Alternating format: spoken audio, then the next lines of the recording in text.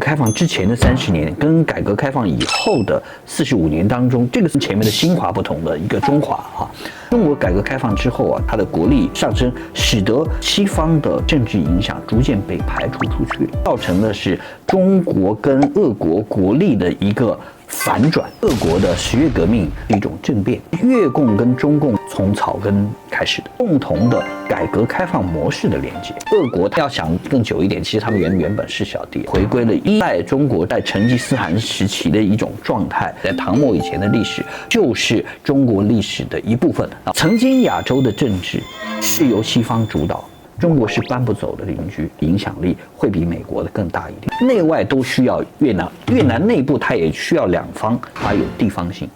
左右逢源的角色，所以双方永远大概只能是真实存在的共同利益才能合作。他们声称觉得中国是有大国沙文主义的啊。Ladies and gentlemen, welcome the host. 欢迎收看今天的互来座谈，我是主持人历史哥李一修。我们今天要继续来我们的专家讲堂啊，因为今年刚好是中国官宣改革开放45周年之际。我们知道中国大陆在改革开放之后，当然还是经历过一些波折，但到了今天呢，跟原本的面貌啊，已经有极大的变化，也成为了世界第2强啊。最近呢，我们喜欢用历史来解构现阶段我们整个国际事务发展当中那个长远的脉流啊。在这当中呢，中国跟邻国之间的关系啊，就是我们非常重要的要点。因为上个世纪中的时候，也就是2战刚打完那个当下，我们看到中国周边有很多共产的兄弟们。那这个共产主义呢，到今天呢，有很大的一个变化。那改革开放其实就是把共产主义做了一种不一样的面貌的诠释啊。那我想，我们今天就来聊一下中国2个非常重要的邻邦，刚好一南一北啊，一个是俄国，那另外一个呢是过去我们谈的较少一点的中越关系啊。我们知道越南最近呢，这个领导人呢见了拜登，又见了习近平，哇，这个能够在所谓的中美之间呢跳来跳去，看起来不只有新加坡可以这样干啊，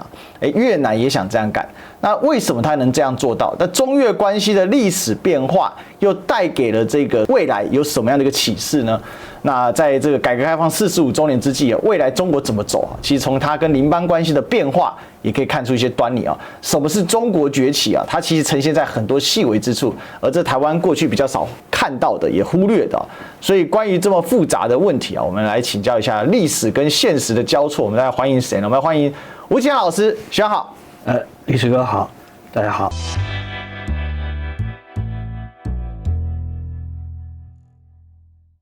像我们先来看一下啊，这个中国改革开放45周年啊，官宣45周年。那中国第11届3中全会呢，召开45周年啊，改革开放啊。那他说啊，继续进行到底啊。那习近平要继续来推动中国新的伟大社会的变革啊。那我们可以看到呢，这个改革开放推行到底，从1978年第11届3中以来呢，45年砥砺啊，中国实现了赶上时代到引领时代的伟大跨越。其实讲白了，就是说现在中国崛起的一个具体的一个说法啦哈。另外也讲到10年来呢，最近的改革全方位、深层次、根本性的取得历史性、革命性、开创性啊，还有在各种领域框架制度的基本建立啊，重点是国家治理的能力跟体系明显来提高啊。它到底是不是共产主义？到底现在的中国是什么？那但是它的这个成功经验变成很多人在探讨的一个重点，就是所谓的具中国特色的社会主义，它的改革理论如何去实践啊？事实上也明显的影响到最近的一些邻国他们变化。那我们刚才讲一南一北，一个是俄罗斯，一个是越南嘛。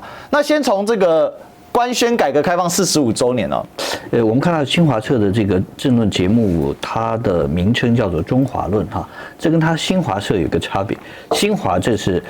中国共产党在革命的时候取的一个名字，就是说我要建立一个新的中华，我要跟传统的中华，就是54以前的那个所谓半殖民地半封建的社会，乃至更古老的这个封建传统切割。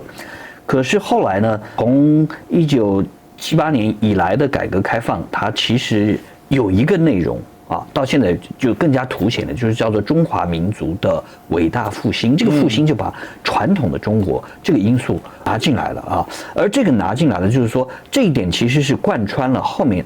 在这个所谓改革开放之前的30年跟改革开放以后的45年当中，这个45年当中的一个重点，跟前面的新华不同的一个中华啊。那既然中华回来了之后，这个传统中国留下的一些遗产，包括这个政治思想的遗产，这个经济形态的遗产，这个文化的遗产，还有人民的底层、深层一种奋斗精神的遗产，它其实都延续下来了。改革开放为名的复兴回归之后其实亚洲也发生了一种类似的变化。其实，我想跟这个中国革命同时，亚洲各地所发生的，不管是意识形态的革命，还是反帝反殖民的革命，其实它都是一个跟自己的传统的某种告别可是后来呢，大家看到我没办法完全跟传统切割，我还要回到一定程度上回到传统来，那对传统采取一个再利用、再创新我们其实过去有花一点时间讨论说，到底中国共产党是很中国还是比较共产？那时候也是跟学长聊的嘛。是。那我们得出的结论是变得比较中国。是。就中国党的成分大于共产党的成分中国特色是社会主义那中国特色是在社会主义前面的是。所以这个是我们一直在讨论的。那其实这个改革开放最大的变化是跟邻邦的这个关系上的变化。我们来看一下这个中俄关系，我们都知道现在非常的好。那现在俄罗斯的总理呢，几乎是定期来到中国来访问那俄罗斯总理呢，这个叫做米舒斯金那现在也是俄国相当重要的一个权力人物他又要到中国去，而且一样要会见习近平跟李强这一位就是米舒斯金上一次他们5月的时候才见面现在过了半年又来了。那米舒斯金，那这位是李强这是之前在这个比斯凯克出席所谓的海合会嘛那已经是第22次见面，也就是说这个合作的深度跟广度是非常高的。他们这次合作就是基本上就是中俄呢不针对第三方，不受第三方干扰是造福两国人民，促进世界发展，维护公平正义。中方愿同俄方一道深化各种领域，推进中俄全面战略协作伙伴关系台湾人可能看不懂台湾人会觉得说，你这个就政治官宣文章可是你就一个读历史来讲，跟中俄协同维护世界发展公平正义，哇，这也太魔幻了那当然，一带一路的事情我们之前也提过嘛这个欧亚经济对接、保持贸易合作的势头等等的，那它其实合作领域很多啦总之呢，千变万化一句话就是俄中新时代全面战略伙伴关系处于前所未有的高水准简单来讲呢，俄国也愿意加入中国的像是一带一路各种倡议里面，然后彼此来深化合作，包括文化的合作。你看还有俄中文化年推动世界多极化的进程，建立多边机制。其实短短这个文字里面有很多的东西，像我们从一个角度来看，改革开放45周年跟中俄关系推到前所未有的高度，你帮我们连结一下。在改革开放之前实质我们看到中俄关系当时还是中苏关系那么这个中苏关系里面是意识形态的成分是最主要的。苏联作为一个共产主义的社会主义意识形态的一个老大哥，跟他的一个挑战者之间的一种关系。毛泽东跟赫鲁雪夫布里兹涅夫之间的一个冲突，它背后是隐藏了一种国家利益的冲突那这个冲突它外在呈现的是一个对于意识形态的一个不同的理念、不同的解读。那么双方真正的内容是国家关系的冲突之后，它再扩大成为地缘政治上面的竞争。这种竞争呢，就造成了中国跟自己的邻国关系其实出现了某种内在的紧绷、内在的张力，包括跟它东北亚的这个北韩朝鲜的关系，那么也跟这个东南亚主要其实是跟越南的、辽国的就是老挝还有柬埔寨的这种关系，其实也有冲突。还有一个很重要就是中国西南方中印关系，其中那么这个苏联的因素是非常重要的一个因素，就是说，包括1962年的中印的边境战争的爆发跟苏联当时去支持越南这个态度去激怒了毛泽东有很大的一个关系我们看他后来在改革开放之后，比较回归了一种传统的中俄关系，这种中俄关系就要回归到我想就要回归到大概从成吉思汗到清朝这一段时间了。这种关系更多的其实是一种贸易的关联而且这种贸易关联本来未必发展成为一种这个边境上面的互相争夺资源的这样一种关系。它比如说俄国对于中国资源的这个需求当时非常多的就传统沙皇时代，那么他们当时非常非常需要中国的大黄这个。对于欧洲人来说，有时候是非常必要的。当然没有那么致命，就致命就是说，乾隆皇帝曾经以为他非常致命，就是我们不给他大黄，他们就活不下去了但没那么严重啊。当初但是这个中俄之间或者说亲俄之间有这样的一种有大黄的连结，然后一直到连接到欧洲大陆去，到德国去。那么曾经有这样一种可能，就是说中国跟俄国跟德国去连接起来，跟这个欧洲的这种海洋贸易形成另外一种不同的线索啊，就是个陆地连接的线索。当时海洋就是说英国、西班牙、葡萄牙啊连接到这个美洲去，他们是一种海洋贸易的网络啊，但是传统的丝绸之路这一个网络也还继续存在，只是后来我们看到当这个资本主义殖民主义到来之后，他把这一切都可能性打破了啊。曾经一段时间，我们看到实际上中国跟俄国之间的关系就这种可能性就丧失了。丧失之后，我们看到俄国的扩张就是把中国的这个外东北、外西北乃至于外蒙古都拿走了，那么变成了这样一种关系。这种关系呢，后来又在世界局势的变化之下，变成了一种苏中关系，乃至于呢，有苏联介入中国内部的政治，它成为这个布尔什维克跟中国共产党以及中国国民党之间的这样一个三角关系。曾经有一段时间我们看到这个1940年，就是中共他确定了一边倒的政策。一边倒的政策就是说，我在政治上面完全跟苏联结盟，跟这个美国完全脱离。那么在这个国民政府呢，反正政就是跟美国结盟，这种双方对立的这种状态。但是在那个状态之下，毛泽东就已经预估到他们未来跟苏联可能没有办法长久的持续下去，因为背后有一个结构性的国家利益的一种冲突改革开放它造成的是中国跟俄国国力的一个反转。这种反转呢，使得双方的这种紧绷关系它得到了缓解。俄国它回归了一种在成吉思汗时期的一种状态。这个状态就是说，它其实必须成为整个东西方贸易道路上面的这样的一部分。他们曾经一段时间利用这个资本主义，后来是利用革命所创造的一种世界政治的国际政治的格局改变了，就回归传统。背后本来就是在改革开放之后很长一段时间，俄国是扮演在中欧之间的桥梁，中俄之间就不会有直接的冲突。是，那少了这个冲突，我可不可以直接讲，就是把整个边界都勘定嘛？因为以前曾经发生过黑瞎子岛事件嘛。是。现在目前中俄是没有任何边界争议的。是不是也是在因为有这样的一个铺陈的关系？边界争议它有一个长久的一个历史过程，那么并且在1950年代末60年代初成为这个毛泽东诉求跟当时叫苏联社会帝国主义对抗的其中一个民族主义诉求的这种工具。苏联的威胁已经消失之后我们想去追究这个接近这个170年前的历史，就变得比较困难这个困难主要是当地的居民结构发生了根本的改变。当今世界有所谓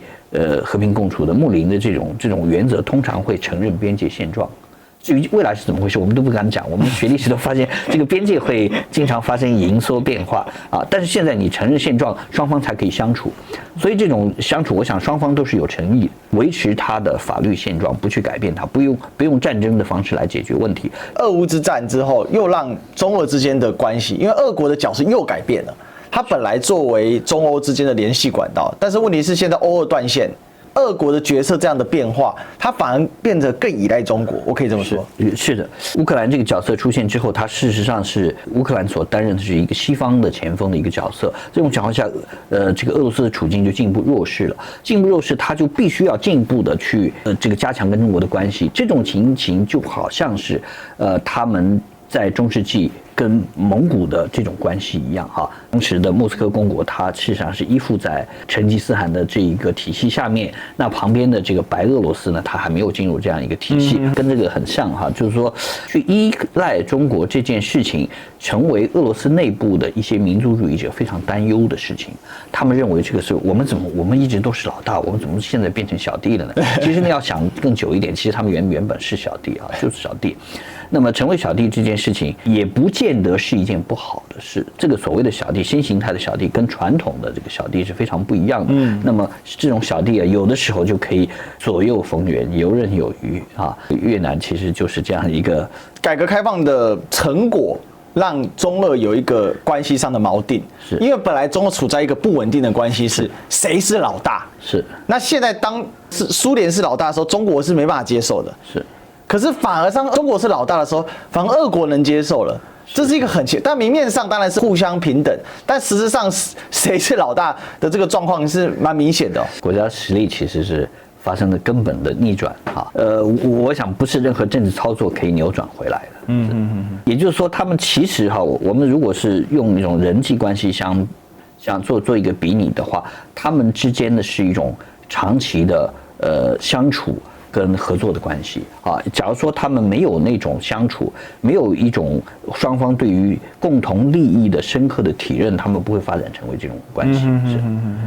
好，那另外一个当然很明显是什么？是越南哦。是最近越南非常活跃哦。这个在9月的时候呢，才跟拜登见面。这位是谁呢？这台湾比较少理解到，他是越共的实质上应该说他们现在真正的老大了阮富仲啊。那他目前所挂的职位是越共中央总书记啊。中共就是总书记就中央军委，然后就国家主席嘛。目前他就是大概是这个模式啊。那可是越共呢不太一样啊。那当然，他跟美国见面啊，然后另外呢，这个习近平也飞过去哦，在12月的时候也跟习近平见面，这个是习近平夫妇嘛，那这个是这阮富仲夫妇，那他们也是亲自到了主席府的广场来跟习近平来见面，两边关系也非常融洽，这个元首外交手拉手情谊深，这也是新华社发表的啊，他说对越共中央总书记阮富仲越共国家主席武文赏中共中央总书记国家主席那两个是合一的嘛，就是习近平两边呢要重新宣布这个中越的关系呢新定位深化中越全面战略合作伙伴关系上建构了所谓的中越命运共同体这是关系是越来越好。可是前面才见了美国，后面又见了中国，这个关系可以说得好吗？中美之间关系不好啊。从美国的角度来说，美国当然是希望去拉拢越南这个跟美国在之前曾经拉拢过这个南越当时的越南共和国，它的动机是一样的，就是想透过越南这么好的一个地理位置，它等于是扼守南中国海的这个西岸那么去牵制中国，以及它更早的话，利用越南共和国的话，它可以去牵制中国乃至于整个的苏联的这个东方阵营那么这个动机是一致的。那么越南呢，曾经也是一个双方争夺的一个焦点，就是说，我们看到在越战期间是美越跟苏联争取越南，当时中共也在支持越南中共当时跟苏联已经翻了脸之后，但是苏中都在同时支持越南。那么苏中同时支持越南的话，它造成的一种结果就是北越显然它的赢面就远远大于南越了。当然，美国的处境是很不好的。美国说就两个大国支持一个小国，我再支持一个小国，那么我当然变成弱势了。这个时候我要从根本上改变这个局面，我要去分化那两个大国。所以这就有了这个基辛格访问北京，然后尼克森访问北京，然后尼克森跟基辛格去抛弃了台湾这个是跟台湾连接起来的。这个请见上一讲，我们刚刚跟王立本老师聊过。是，那么抛弃台湾之后呢，就是美国在跟苏联的这样的一种对峙过程当中就开始占据优势了，因为他把中国拉到这一边了。这其中的关键的因素在于越南，在这个过程当中，他希望在越战当中取得一个体面的撤退。他需要这个中国来配合，坐到一起去，当时的越南也就感觉到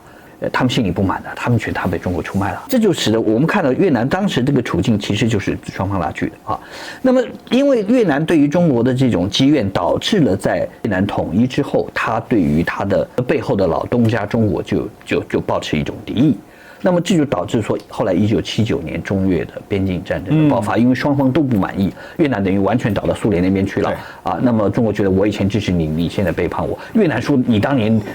这个跟那个尼克森勾结，还出卖我了。他们双方都有怨气，这个导致他们在1979年的这样一个战争。那么可能战争结束之后，这样一个态势又回来了，就是说中美从它的蜜月走向了逐渐的竞争乃至于对立，越南又成了双方争取的对象。但是越南显然在这一次他找到了一个教训，这个教训是中国是搬不走的邻居。我虽然很想利用美国这个时候争取我拿到很多好处，可是我可不可以跟中国翻脸？明显的不可以了。相反，我要跟双方交好。但是交好当中会有点层次的差异。我跟美国呢是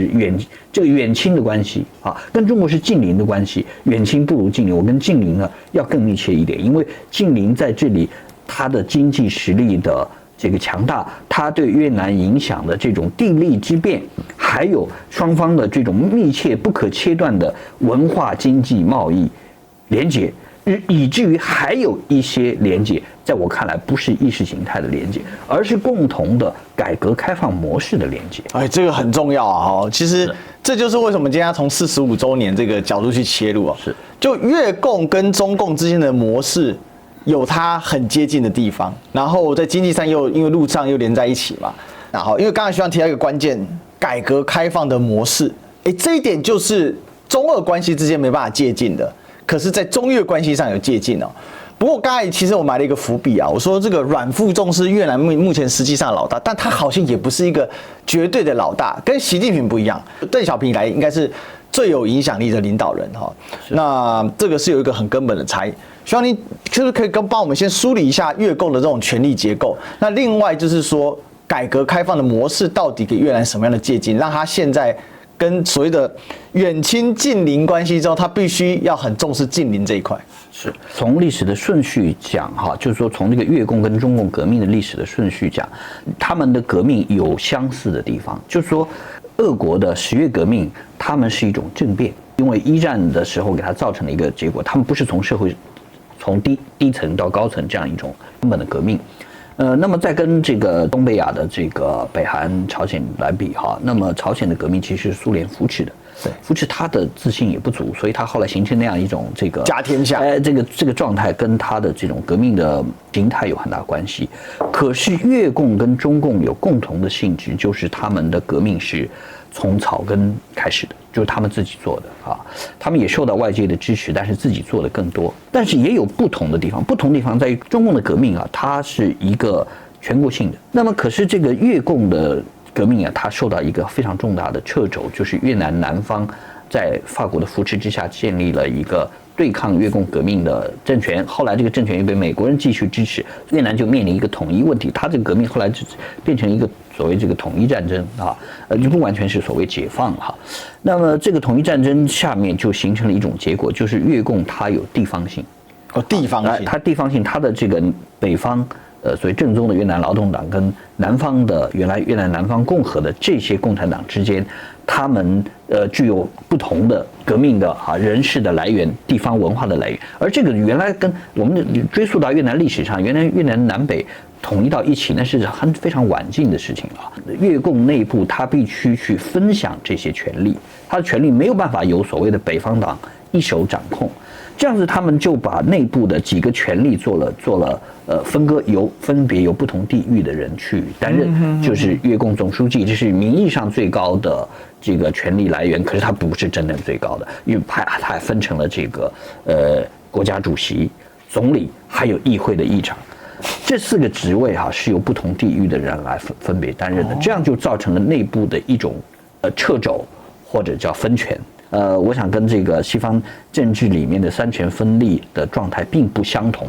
但是呢，毫无疑问，它跟中共不同，它没有办法达成一种有一个人一言九鼎的一个状态，或者是有高度的这个中央决策，它就直接影响了地方的状态。有这种差别，在对外关系方面，他们会有不同的派别之争啊，比如以前就有亲苏跟亲中之争，后来呢，在面对这个北方的邻国中国以及遥远的美国的时候，他们内部也有路线之争，究竟跟到哪一个更近一点？我想我们现在看到的这个画面，基本上是这个北方派正统的越南劳动党派啊，他们去更加重视跟中共之间的传统关系。我们或者换句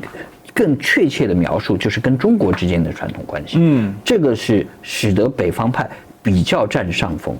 但是他也必须向南方派妥协，所以现在这种妥协就造成了内外都需要越南，而越南内部他也需要两方，所以造成了这样一种平衡状态。不过我们至少在形式上看起来呢，是他跟中国的关系更密切一点，大概至少是51-40，跟越中越美关系是51-49这样的一种比例。所以多1分放在中国身上，是用了更慎重的方式去接待中国，这也是做给中国看的。是的。其实刚才徐阳提到几个点哦，就是越南在中美竞争中的左右逢源，其实它也是吸收了历史的教训。那还有就中国崛起的模式，我们先来看一下这个港媒对于这个越南中美竞争左右逢源怎么点评啊。越南在9月的时候，拜登来嘛，好，就提升到全面战略伙伴关系，连跳3级啊，好，直接一口气跳到最顶级，因为这个是最高级的。那越南本周呢，又迎来了中国国家主席习近平啊，那中越关系抬举到全面战略伙伴关系更高的层级哦。发表联合声明说要积极解决海上的分歧，另外呢，建构具有战略意义的中越命运共同体，也就是比战略伙伴关系再高一级啊。不过事实上，越南的官方最高的说法其实就是战略伙伴关系啊，好，但是在对于中国的时候，他可以说我们有这个命运共同体啊，所以这个叫做用词上的差异那就是显示刚才所提到的49对51啊，他们把这种做法称为竹子外交啦。好，那这个所谓命运共同体是2023年我们知道习近平所提出的人类命运共同体的这个部分。像越南学者呢，好像武春康他就提到在他们这个外交学的杂志，他就提到说，越南是强调中越有共同的社会主义的意识形态来向中国进行保证，以此一次次的缓解与中国的紧张关系。越南这么做是经验非常丰富，因为中越之间近年来为了这个南海其实有不少的冲突了啊，比如说这个2014年、2017年、2018年都是南海主权的问题嘛哈。共同命运不足以阻止中越未来爆发战争，但足以让两国来处理分歧，至少不会像1978年爆发所谓中越边境战争嘛。好，那中越关系呢，其实是提升这种关系，就是告诉中国说，我不会加入反美阵营，但是呢，我也跟你的关系会越来越良好。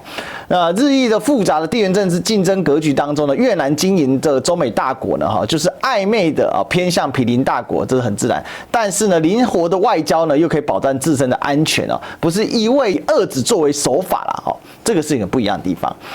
那对越南来讲呢，这个加大对华合作其实是有实质的利益啊。那另外呢，因为目前对美国前景也不明朗，因为我们也知道川普目前胜选机会是很高。像你怎么看这个所谓灵活的越南阻止外交？其实他也是在借鉴某一些经验吧。是，我想对越南，首先是说越南它自身的一个根本利益还是在于越南劳动党、越南这个共产党的执政啊。那么这个执政它其实面临了这个一些挑战。其中越南也很害怕来自外来的挑战。美国它在世界各地去策动颜色革命，这个颜色革命呢，也曾经在越南有一些苗头了，就是越南社会内部有一些想要去推翻这个共产主义的这种势力，尤其是在原来越南南方的这个社会基础里面，还有越南的这个青年，他们是非常崇拜西方啊，这个都是对越南共产党构成的一种挑战。但越南共产党有这样一个需求呢，它就使得它跟中共有一些共同的，至少有一些共同的外在的这个共同点啊。那共同点，它可以透过这个共同点呢，让中国明白，它越南跟中国之间有着共同抵抗外来影响的这样一个需求啊，这是它一个主要的方面。另外一个，它跟中国的关系之间呢，还包括两个层面。第一个层面呢，是它要保护越南的国家利益啊，它的主权、领土这方面的利益，还有经济利益。但是第二个呢，是这个它又要跟邻国之间建立友好的和睦的合作的关系。就这一点，它就避免战争的发生，它必须在这两个需求之间找到一个共同点。这个在主权方面，在经济方面的需求的话，我们看到中国其实给了它底线，就是说我对于南海是不是拥有绝对主权，中国它有绝对主权，可是我愿意，只要你不要再继续扩张，我愿意搁置争议，共同开发。也就是说，越南目前拥有的这些油井的这些利益，以及目前被它直接占领的这些岛屿，乃至于也在填海的岛屿，我口头上反对，但是我不做动作。好，越南这个就是有一个他自己就有一点这个自信了哈，就不那么焦虑了。第二件事情呢，这个“一带一路”哈，越南看到它的邻国辽国、柬埔寨乃至于泰国都受益了。而越南呢，在这里其实是没有受益，因为他当时非常担心他自己在这个“一带一路”之下可能被中国拿走一些经济利益，乃至于战略利益，他很犹豫。可是现在他有点后悔有点后悔，因为这个对越南来说，这样一个狭长的国家，它非常需要这个好的高铁，尤其是高铁。当时把日本引进来之后，日本没有办法帮他做到，因为日本要价会比较高，要价是越南没办法承担的。那么中国做会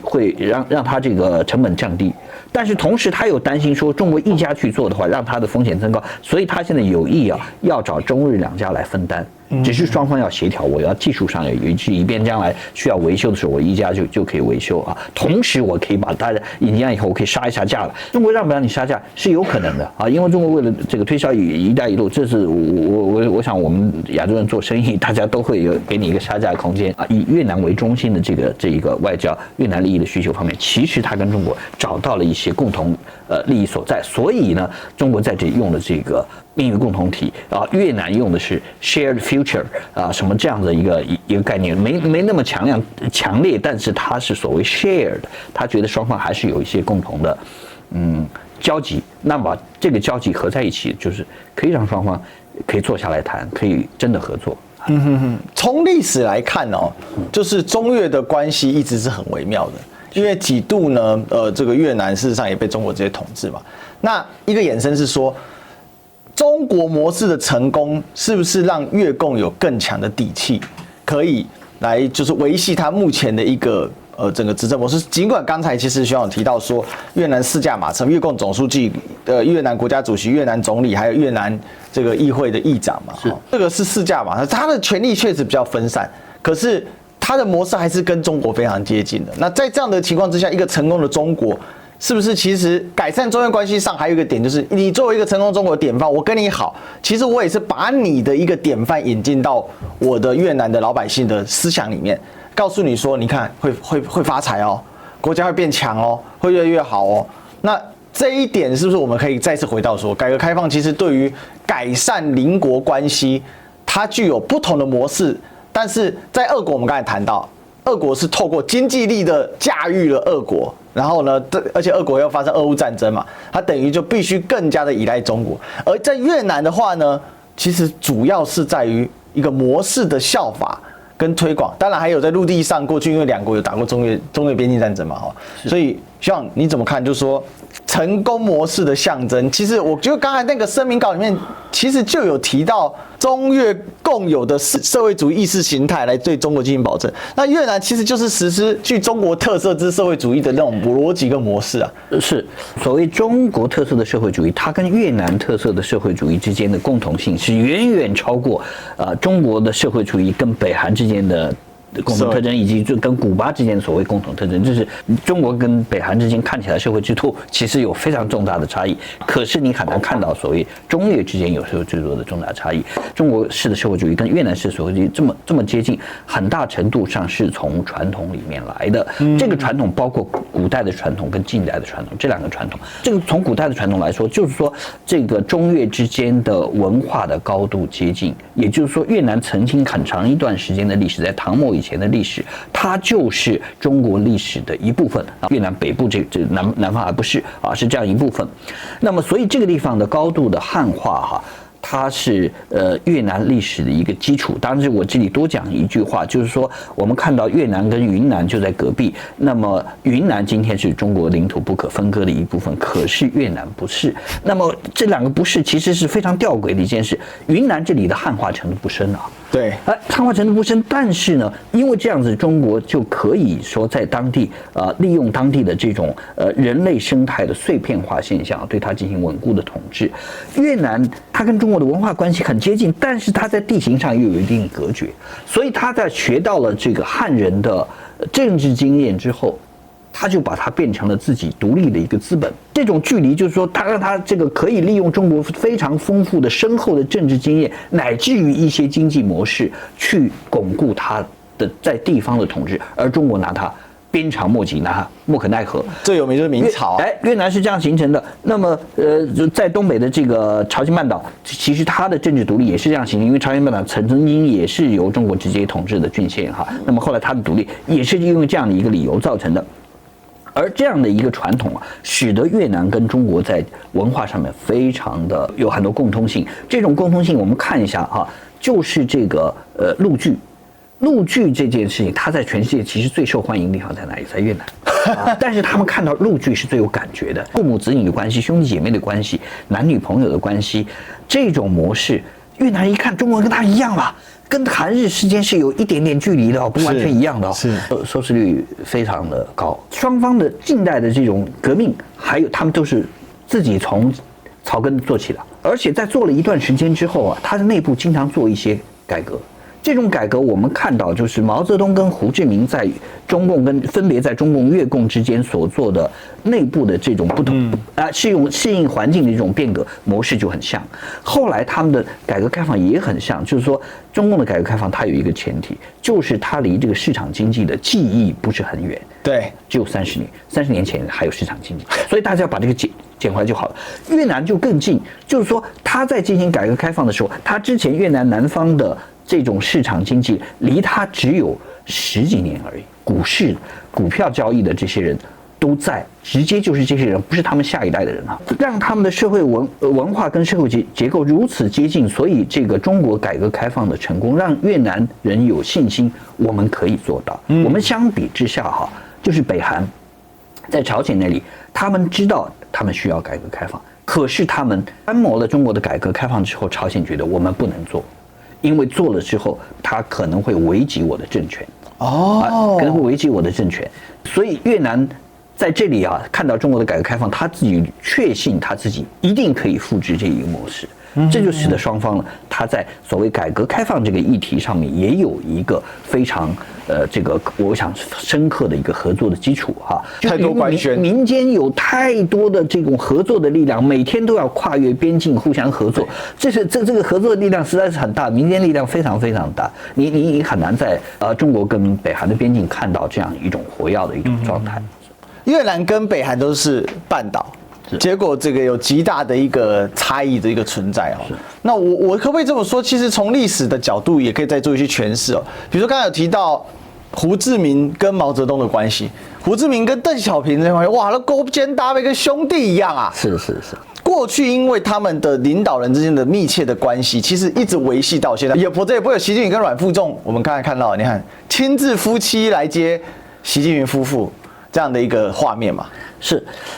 阮富仲跟习近平两个人在会谈的时候，双方啊都用这个很小的杯子在喝茶啊。你看这个双方就泡了茶之后再继续品茶，相同的情形绝不可能出现在阮富仲跟拜登之间。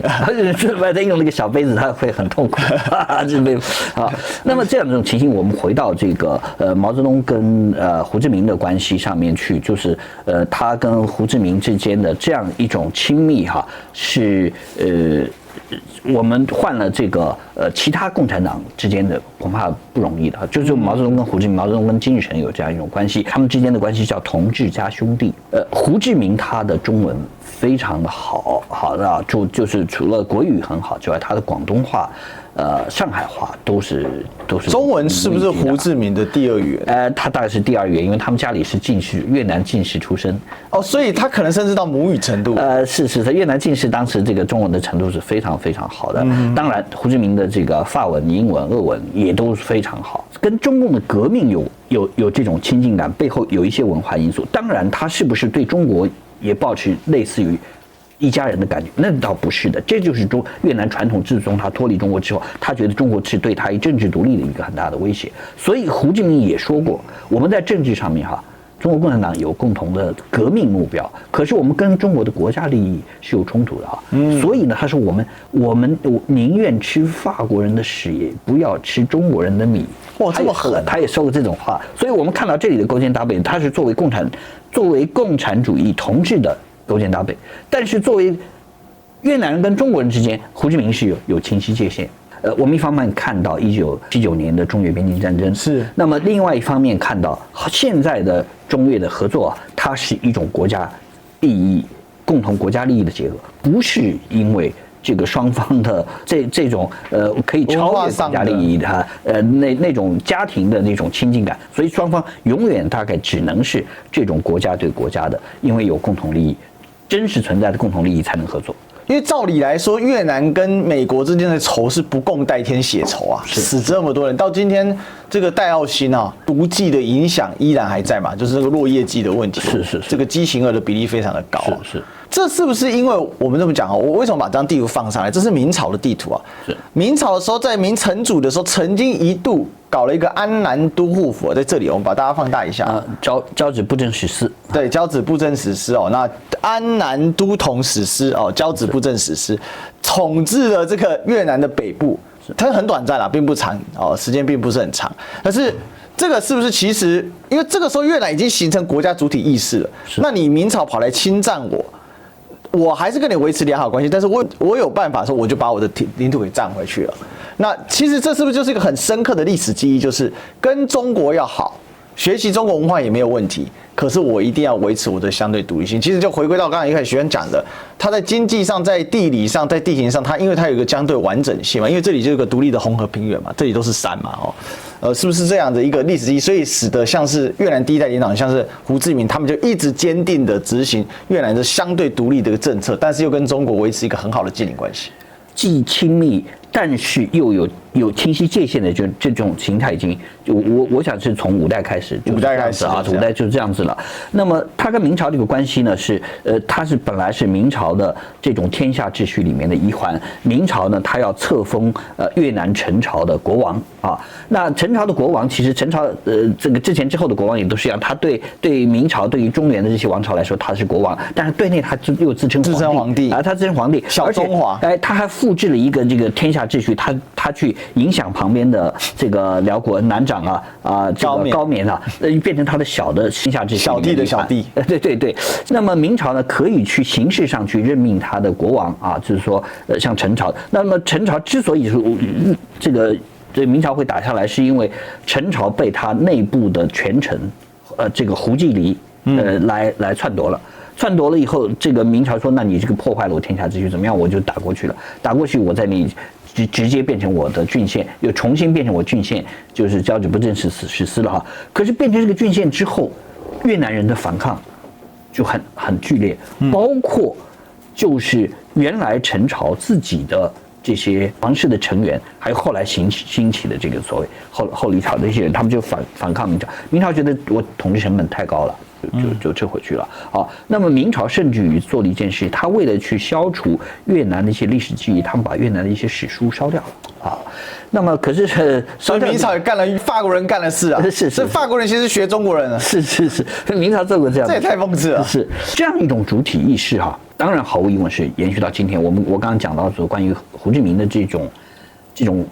有点矛盾的情感啊，其实是很多越南精英共同的情感，就是说我跟中国之间有共同利益，但是我也有很不同的利益啊，就是他觉得他们声称觉得中国是有大国沙文主义的啊，那么越南有越南的国家主体性，有自己的国家的特定的利益。可是很强烈，越南又对自己周边的小弟又有一种大国沙文主义。是的。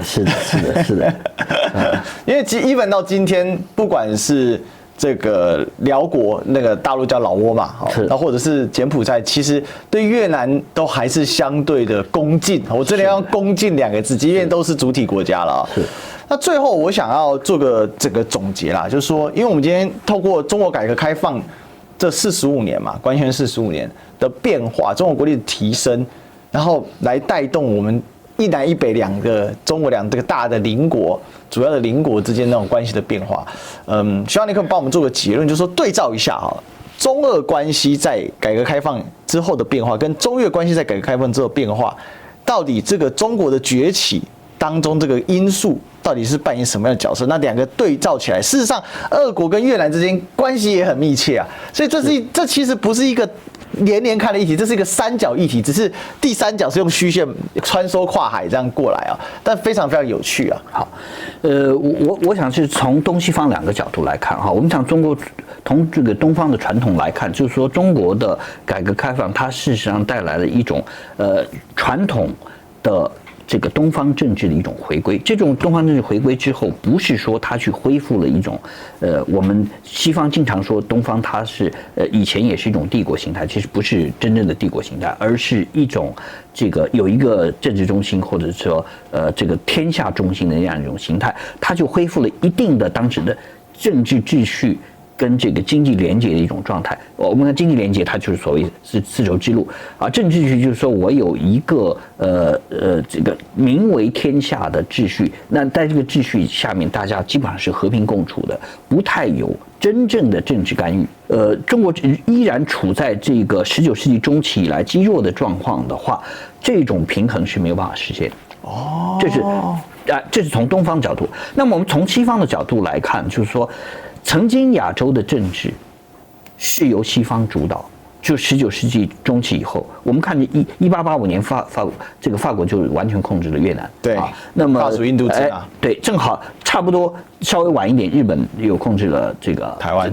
还有这个朝鲜半岛啊。那么再接下来就是说，英国、美国，它一度左右了整个的亚洲的政治秩序。可是中国改革开放之后啊，它的国力上升，使得这个西方的这种政治影响逐渐被排除出去了。我们首先看到的是法国退出这个舞台，从越南退出去了。接下来是英国退出去了，1997年大家就彻底退出去了哈。那么接下来是美国开始退出去，美国现在在第一岛链的这种影响力已经在严重衰退啊。那么这个退出去之后，也就造成我们今天看到俄国跟中国关系的大幅改善，是他看到其实原来他们可以扮演说在这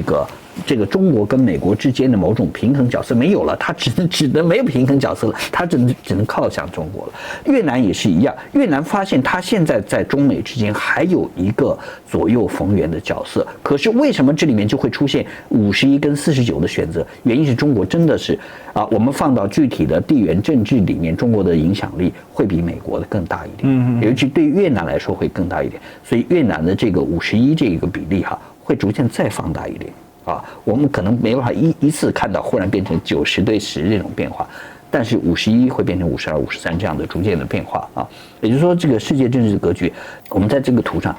啊，也在看到它的改变。我们一直在谈古老秩序，回到那古老秩序的角色，只是有一个很大的差别是，古老秩序的角色里面，经济虽然扮演一个角色，但是没有这么大，因为在古代交通不够发达，是。这个经济的体量不足以去改变农耕时代社会的这个结构。可是今天中国的崛起，它是以工业强国的方式去崛起，而且它又是一个商品出口大国。它不单只是制造，它有很多自有品牌。比如说中国的汽车今年在俄罗斯卖的下叫，那更别说中国其实大量出口嘛，到了这个东南亚也都卖得很好。但这些改变其实它都是在变化，还有包括很多中国的厂商移到了越南。其实刚才徐阳讲的这些，我突然想到一个概念，就是如果中国不以称霸的这种心态，在它的整个地缘政治结构当中，它这个一南一北两个非常重要的邻国，其实关系是会越来越好。是，这是我们讲那么多集以来一直想到这个问题。可是对于西方视角，他一直觉得习近平就是要做习大帝。我们所想到的都是唐朝时代那种天可汗的角色，我不去入侵你，唐朝时代多边多了一大堆小小邻国啊，比如说像最有名渤海国，他也没去灭过渤海国啊。然后这个越南他也没去，南绍就今天的云南他也没去，他主要就是维持一个国际的秩序，然后万邦来华，华去万邦。而现在我就想到的是，这个邻国其实45年这个改革开放最大的改变，就中国的权力的实力的上升，让它可以重新在现代社会这个工业化的社会里面重新定位自己。他有能力对自己定位了，而不是在被西方的框架下所格局。还有他没有所谓的生存危机的情况下，他在应对对于北方大邻国俄罗斯、南方非常重要的传统邻国越南的时候，还有更多的自信，然后也有更多的标的性的作用。那越南也有一个效仿作用。其实包括俄罗斯也对中国的改革开放快速的这种推进这个现代化，因为俄国也急需再工业化嘛。是这个因为毕竟俄国在苏联之后经历了一个比较长的一个衰退，那它也渐渐从所谓工业强国变成能源输出大国。那这个角色是有很大的一个不一样的。那我们可以看到，普丁其实他很希望再建俄国的工业哈，是，所以这是我今天很大的一个感想了哈。那希望呢带给大家一点点不同启示。我想我们很少透过以中国本位的视角，好来带给大家不同的 view， 好，这个是台湾比较难做到的哈。那我们今天呢，哈，这个再次谢谢这个我们吴启汉老师啊。那最后记得帮我们呢按赞、订阅、分享、打开小铃铛，最重要是加入我们的会员，让我们可以做得更好。那也希望大家可以通过超级留言、超级感谢告诉我们你的想法，还有呢线下的赞助，比如说绿界、PayPal、微信、支付宝、邮局，让我们有更多粮草可以继续做下去。那我们今天后来做完专家讲堂，我们就聊到这里了哈。那我们今天谢谢吴启汉老师，谢谢啊，我们就下期再见喽，拜拜，再见，拜拜。